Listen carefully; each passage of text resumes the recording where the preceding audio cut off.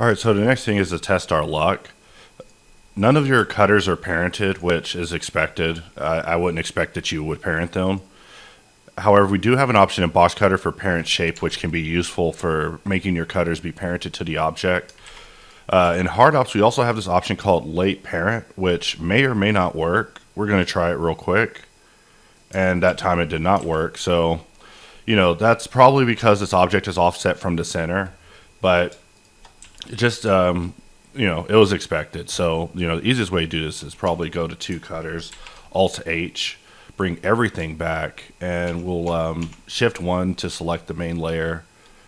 Let's select all these cutters, Shift 1 main layer, select everything here, Shift select the main object, and we're just going to press Control P, keep transform, and hope that that works. We might get lucky here, so let's just give it a moment. And so far so good, everything looks the same. So now we should basically be able to move this object back around again. So I know this is terrible, I'm about to mess up your scene, but really we should get things back to sanity so things are back in a controlled situation. So for me, that is placing your object back in the center, getting it rotated correctly, and now we know that this side is the working side. I hate how this cutter just will not go away. We can move it to cutters, and it looks like it'll just let us move it. So there's our cutters, there's our object. So we're finally getting somewhere with this model. So right here is an interesting area where the transition just didn't work out. So let's scroll backwards on the mod scroll to talk about it. So this is how you executed it, which, we could probably actually add a few more segments, just one or two. There we go, just to make that a little bit smoother. And now we're at least in a better place. I don't know what's going on right there, but I'm curious as to why that's there. So let's shift, click mod scroll. We'll just scroll through these modifiers. So right here, let's go look at layer 2. We'll bring back all the cutters. And the issue is more than likely this cutter being here, which, we're just going to go ahead and delete that. In fact, I bet this cutter was cutting another cutter. In fact, it looks like it was. So we're just going to remove that. Unless you're intentionally putting these little notches in there, which could be the case. I could just be over here messing up your model, making corrections, making bad assumptions about Boolean issues. So instead, we'll make it look like the other notches.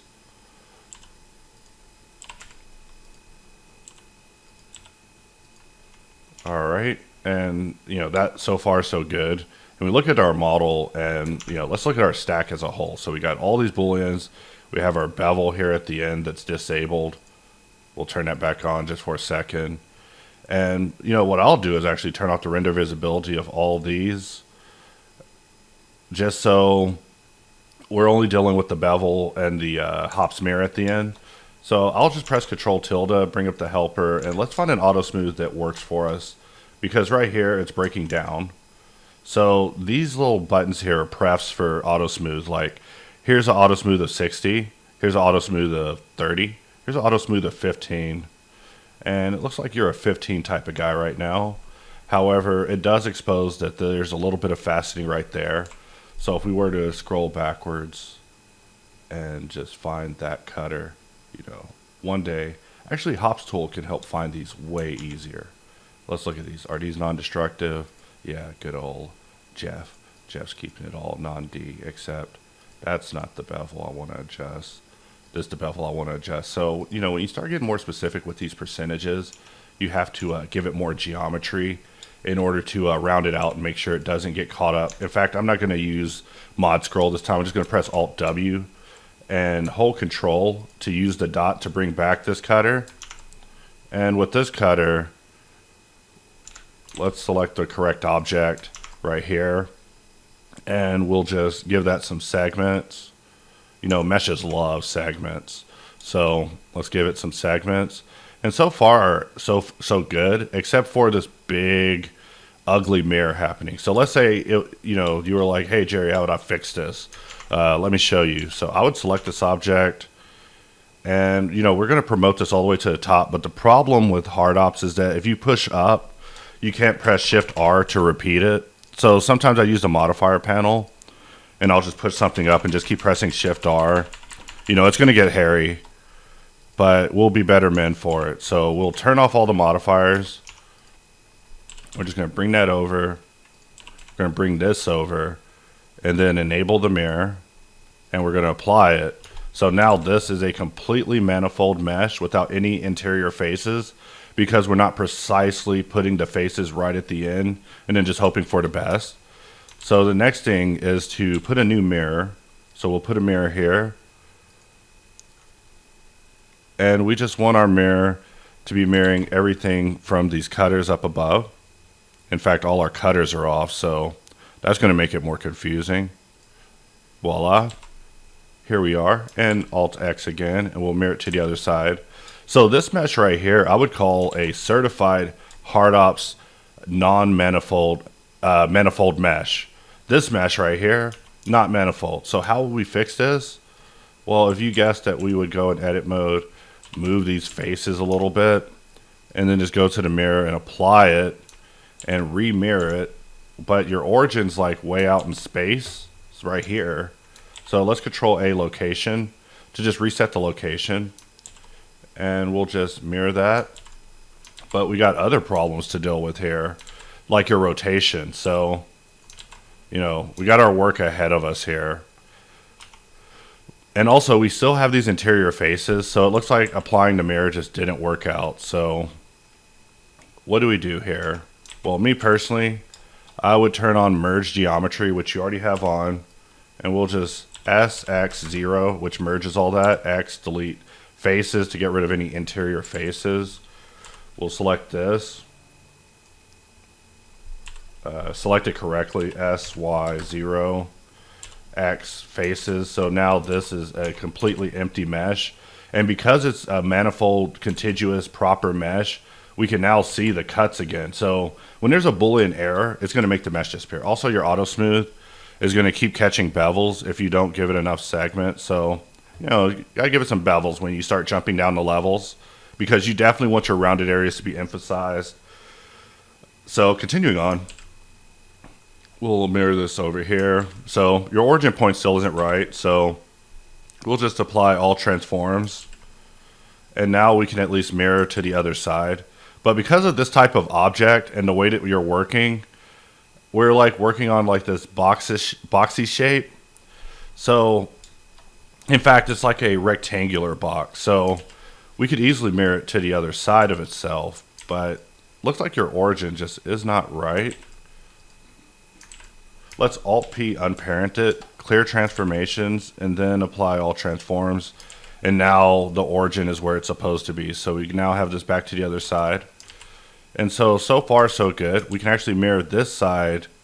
You know, keep in mind, I'm only using modifier. I never use these other two. I'll specially mention if I'm using those, but I'm only using modifier. So now it's been mirrored to the other side. So if we were to cut this, you know, bring up our old buddy box cutter, you can see that every side is receiving that cut. And so let's say I wanted to put this cutter over here too, you know, while we're in here. We could just grab that. That's our cutter. And, you know, we'll bring in an empty.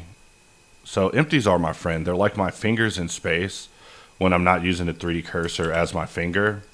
You know, sometimes I need more than one finger, like real life, but only 5 to match my left hand. So we'll select this, Alt-X, mirror it to the other side, and we'll select this empty, press RZ to rotate it precisely 45 degrees. And so you can see that this piece is now on the other side, but it's not going to work out because of its position. So we could easily just bring it over. And it looks like you're on a local transformation, which I never changed that. If I were to want to use local, I'd press GXX instead of having it be locked down. But I think right here, we're kind of patching our luck because we're using mirror in this situation. But now this mesh, I would say, is certified box cutter friendly because it's a non-manifold mesh without any interior faces inside. But if it has interior faces inside, it's going to treat it as a different mesh on the evaluation process. So, you know, there's limitations in Blender that we try to work around to provide a tool that feels professional, but sometimes Blender will work against you. So it's just key to have an understanding of what's going on by utilizing tools like Alt-Z and Alt-V for face orientation to see that, say, these normals are flipped right here. What happened there? So we press Alt-V, and we go back to object mode, and we see that this cutter probably could be brought back. So let's do that. Let's see, where are you? It's easier to just go to the cutter collection right here, and we'll just grab this and press Shift N. Let's look at its face orientation. So far so good. Let's get this cube itself. I'm guessing this cube is a cutter of this cutter, so we just want to recalc those normals, make sure. Looks like that didn't work out. So let's go to layer 2, grab this. We'll press Shift N to flip the normals. We'll actually just flip those normals manually, and it looks like now we have it. So there is something strange going on right here. This piece is actually too thin to exist. So it might be easier to readdress what's going on here. So I'm going to delete that, and this is what we have. So this area is going to need to be reevaluated, but you can't have any paper thin meshes in here. That's going to cause you some problems. Also right here, let's press Alt-V and see what that is. So we turn it off, and we see that it's a cutter that just didn't make the cut. And for some reason I don't have my dots, but we'll check into that. Roll with the punches.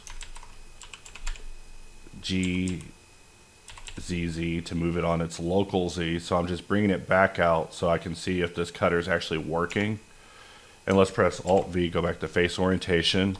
And this is an all red mesh, so I'll save this as a separate file, since the first file is going to be sent up to testing to find out what was going on with this whole collection situation. But now this file is actually set. So to finally finish up, we're going to make a new collection here. Your first collection, call it SCN, which is just short for scene. I had to do a bunch of Unity stuff involving scenes, so I'm just used to it. And we can actually call this collection Pillar. Caps lock on, lazy hands. We'll press Shift A, and we can insert a collection instance of Pillar. And so this object can be moved, placed, everything. And you can jump to collection 2.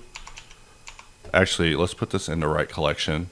So you can jump to collection 2 and continue working. And then collection 1 is your scene, where you're placing this thing around and doing everything you would do. Of course, that means in this collection, you don't need your cameras or your lights. So we would move those to the SCN, which is this scene here. And then here's your scene where you're actually working on the model. We may have to figure out a way to work kind of properly with F-Spy because you're dealing with orientation stuff. But this will definitely make your life a lot simpler. These tips brought up. Also, there's a flip normal here. I saw it. We zoom out. You see a flash of red in there. I catch hallucinations. I'll just jump right after them. So, be sure to use the troubleshooting tools to get in there and check these issues.